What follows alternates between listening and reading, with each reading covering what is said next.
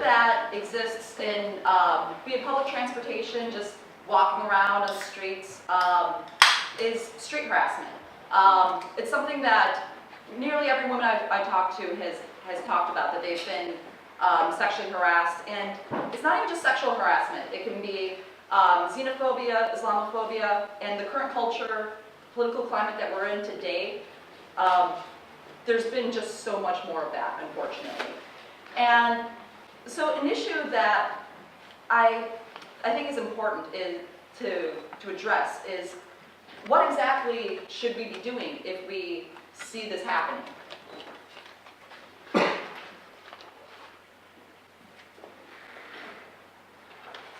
So, why should we care? It might not happen to us today, but being a victim of it, it's gonna just kind of rattle anybody.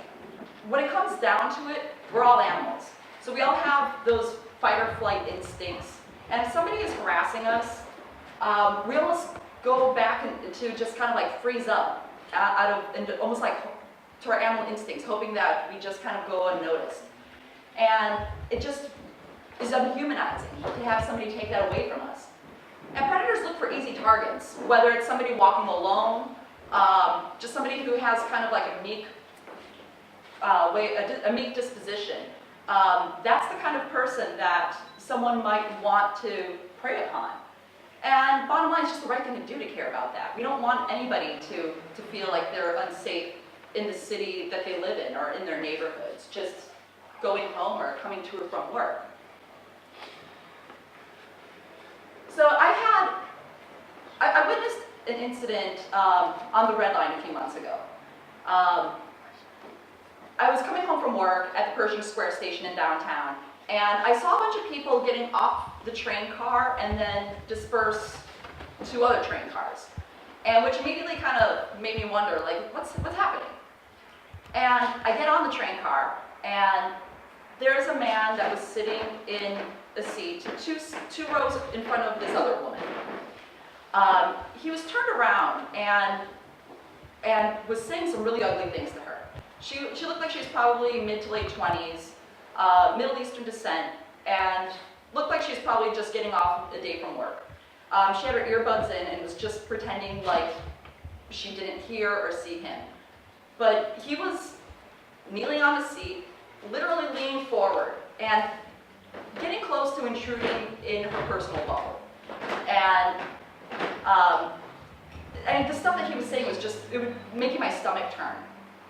So that's why everybody was leaving the car. And it kind of just, I found it very interesting that people just chose to do absolutely nothing except for just get away from it. And so when you get involved in a situation like that, it's always a very delicate balancing act. You don't want to elevate the situation. You don't want to do anything that the victim is going to resent. You don't want to put them into further danger. So I simply chose to sit next to her. And it kind of took the attention away from her. He started saying some stuff to me, which I didn't mind.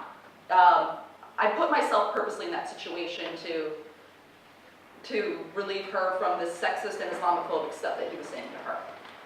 And he asked me if I wanted to get off the next stop with him, and I said, no, but I think that you should. And he said a few more things to me, but he did get off the train at the next stop. And when that happened, she took her earbuds out and she just breathed a heavy sigh of relief. And before I could even say anything to her, she asked me if I was okay, which was, I'm like, I'm okay, how are you doing? And she was just relieved that this creep was finally not bothering her.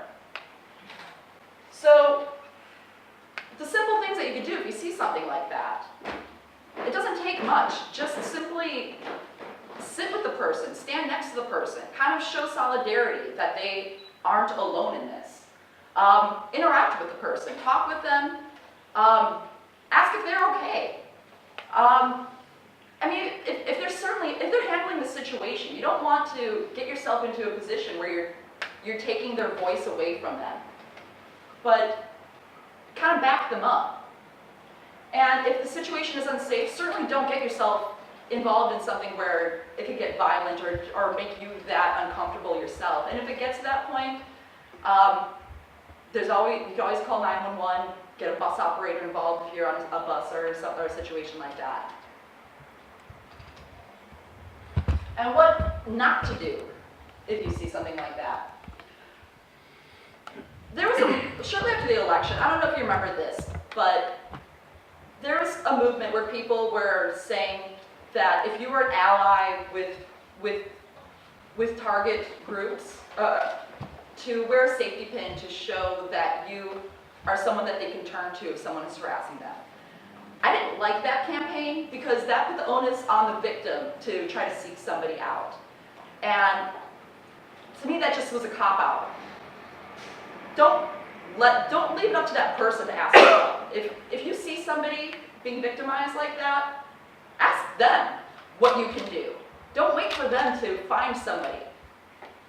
And certainly don't do anything that's going to escalate the situation.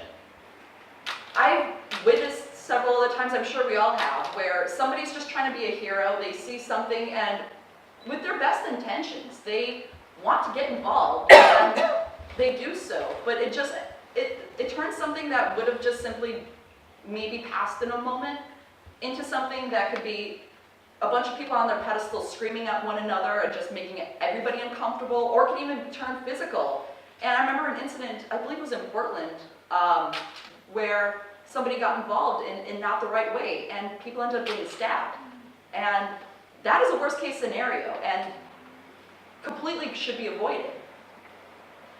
And another thing that you shouldn't do is, if somebody is getting victimized like that, don't leave them alone. Don't exit the train and leave them in that train car by themselves, or at a coffee shop or anything like that, where they could then be further victimized, even worse. And the bottom line, just be neighborly, be respectful. Like, we're all in this cruel, sick world together. Why make it any worse for anybody? Just be kind to everybody, speak up when you need to, but also let other people speak up for themselves when need to, and just support one another, whatever decisions that they make. Thank you so much.